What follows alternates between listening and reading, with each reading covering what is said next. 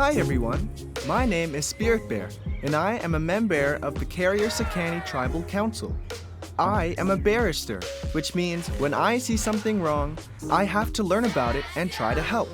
This is a story about when I traveled to Ottawa in 2015 and met Jake, the comfort dog.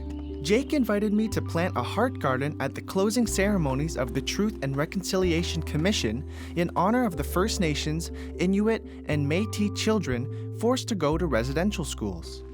We made some new friends along the way who taught us how important it is to learn from the past so we don't repeat the same mistakes.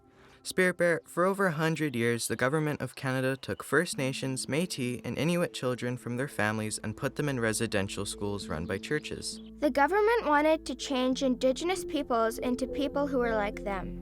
At the schools, children were not allowed to speak their languages, practice their culture, or pray in the ways their ancestors did. The children had to go to the schools when they were only 5 years old, and they had to stay there until they were 15.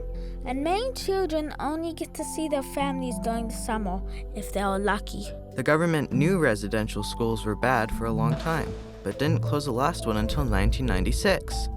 I am glad they are closed, but why did the government and churches think it was a good idea to keep them going for so long?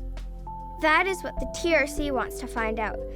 They talked to over 7,000 people, mostly residential school survivors who bravely told their stories so that we could all learn from the past and have a better future. Helping means showing kindness and respect to people. It means that when we see something that isn't right, we need to learn about it, and then do what we can to make it better. We write letters to the government to make sure they help with the calls to action. And we will make sure all the children in Canada know they can help. So First Nations, Metis, and Inuit children and youth can grow up healthy and proud, just like their ancestors wanted.